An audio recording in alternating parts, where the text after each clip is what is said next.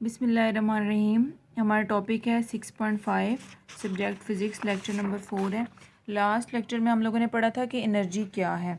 इस लेक्चर में हम लोगों ने पढ़ना है कि एनर्जी की कितनी फॉर्म्स है, एनर्जी को कितने फॉर्म्स में डिवाइड किया गया है। मैकेनिकल एनर्जी है, heat energy, electrical energy, sound energy, light, chemical and nuclear energy आपके पास है। मैकेनिकल एनर्जी क्या होती है? मैकेनिकल एनर्जी हम लोगों ने पढ़ा था काइनेटिक एनर्जी और पोटेंशियल एनर्जी। जिस एनर्जी के अंदर हम लोग किसी बॉडी को मूव करा रहे होते हैं वो हमारे पास होती है काइनेटिक एनर्जी, और जब हम उसकी पोजीशन की बात करते हैं तो हम कहते हैं पोटेंशियल एनर्जी। और हम ये किस चीज़ में स्टडी करते हैं? मैकेनिकल एनर्जी में, जिसके अंदर kinetic and potential both of energies are included.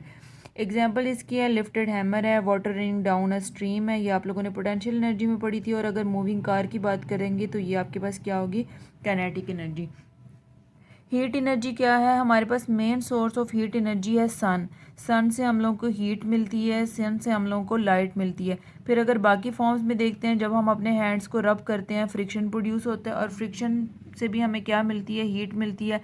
अगर हम फ्यूल्स को बर्न करते हैं या हम जो खुराक खाते हैं, खाने के बाद हमें एनर्जी महसूस होती है, वो एनर्जी कौन सी होती है? वो हीट एनर्जी होती है या केमिकल एनर्जी होती है। उसके बाद थर्ड आपके पास आ जाती है लाइट एनर्जी। लाइट एनर्जी हमें कैंडल से भी लाइट मिलती है, इलेक्ट्रिक बल्ब से भी मिलती है, फ्लोरेसेंट ट्यूब से भी लाइट मिलती है। उसके अलावा अगर हम सन को देखते हैं तो प्लांट्स जो फूड प्रोड्यूस करा रहे होते हैं वो किसकी वजह से प्रोड्यूस हो रहा होता है? सन की वजह से। अगर हम ह्यूमन बींग्स देखते हैं, कोई चीज़ देखते हैं, तो वो भी किसकी वजह से? थ्रू लाइट की वजह से। और लाइट हमें कहाँ से मिल रही होती है? सन से। उसके बाद साउंड एनर्जी। साउंड एनर्जी क्या है? Sound produced when bodies vibrate. जब बॉडीज़ वाइब्रेट होती हैं तो हमें प्रोड्यूस होती है, क्या प्रोड्यूस होती है? साउंड प्रोड्यूस होती है। अगर हम लोग कोई डोर नॉक करते हैं, जब वो डोर वाइब्रेट होगा तो उसके बाद हमें साउंड प्रोड्यूस होती हुई सुनाई देगी।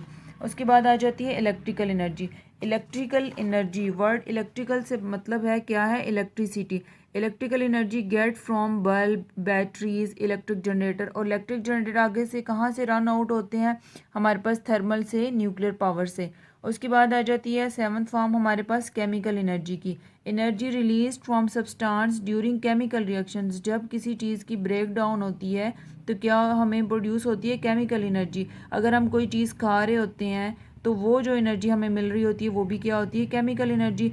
अगर रॉकेट्स देखते हैं, आर्टिफिशियल सैटेलाइट्स हम लोग देखते हैं, तो वहाँ पे क्या होता है कि जो हम लोगों ने इसमें गैसेस भरी होती हैं, तो वो गैसेस को जब बर्न किया जाता है, बर्न करने की वजह से वो स्पेस में जाती हैं। और वो किस वजह से जाती हैं? ड्यू टू केमिकल एनर्जी की वजह से। उसके बाद आ जाती है हमारे पास form nuclear energy. Nuclear energy एक नेचुरल प्रोसेस है। अगर सन देखते हैं, सन के अंदर जितनी भी ब्रेक डाउन हो रही होती है वो किस वजह से? फिशन रिएक्शन उसकी वजह से प्रोड्यूस होता है, फ्यूजन रिएक्शन प्रोड्यूस होता है। यानी कि एक हैवी न्यूक्लियाई अगर दो छोटे न्यूक्लियाई में तब्दील हो जाती है और बहुत सारी एनर्जी रिलीज हो जाती है, वो भी आपके पास क्या है? Nuclear energy. अगर हम दो छोटे न्यूक्लियाई को बहुत सारी एनर्जी देते हैं और वो हैवी न्यूक्लियस में चेंज हो जाती है और बहुत सी एनर्जी रिलीज हो जाती है, ये आपके पास क्या है?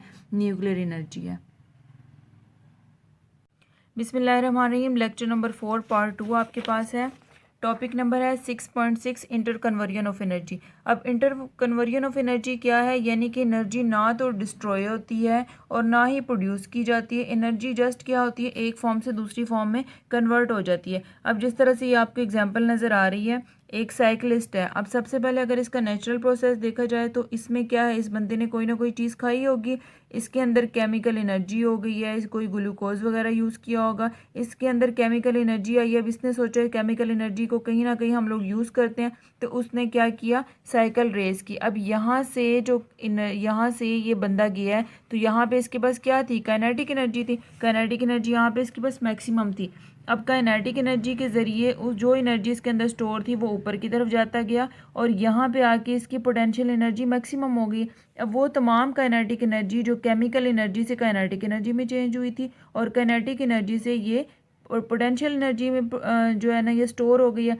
अब जितनी इसने यहाँ से ऊपर की तरफ जो अगेंस्ट ग्रेविटेशनल फोर्स एक्ट किया था, अब तमाम एनर्जी पोटेंशियल एनर्जी की सूरत में स्टोर हो गई है। अब जब ये नीचे आएगा, एनर्जी आउट करेगा, तो वो तमाम एनर्जी जो इसके अंदर स्टोर हो गई है वो दोबारा किस में चेंज हो जाएगी? काइनेटिक एनर्जी में। इसका मतलब है जिस फॉर्म ऑफ एनर्जी से वो गया था उसी फॉर्म ऑफ एनर्जी में वो वापस आ गया। कोई एनर्जी भी किसी तरीके से जो है वो रिलीज़ नहीं हुई है, जस्ट एक फॉर्म से दूसरी फॉर्म में चेंज हो गई है।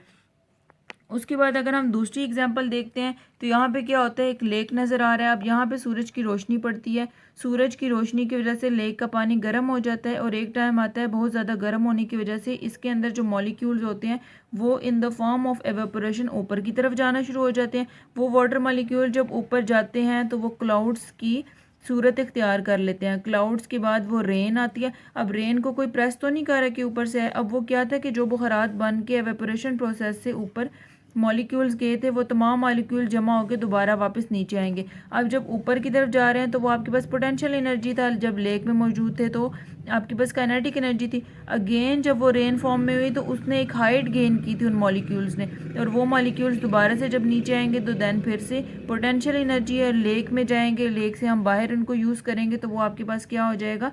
पोटेंशियल एनर्जी में चेंज हो जाएगा। पहले पोटेंशियल एनर्जी में देन काइनेटिक एनर्जी में चेंज हो जाएगा। अगर हम इसकी एक सिंपल एग्जांपल देखते हैं, एक डैम है हमारे पास जिसके अंदर बहुत सा पानी भरा हुआ है। अब पानी के जहाँ पे उसकी मैक्सिमम पानी फ्लो कर सकता है वहाँ पे हम लोगों ने यहाँ पे इसकी एक ओपनिंग रख लिया।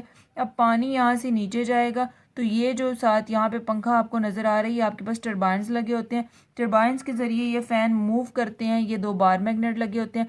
अब वाटर एनर्जी किस में कन्वर्ट होगी है? मैकेनिकल एनर्जी में। मैकेनिकल एनर्जी आगे से ये टरबाइन रन आउट होंगे तो हमें इलेक्ट्रिसिटी प्रोड्यूस होगी जो कि इलेक्ट्रिकल एनर्जी में चेंज होगी।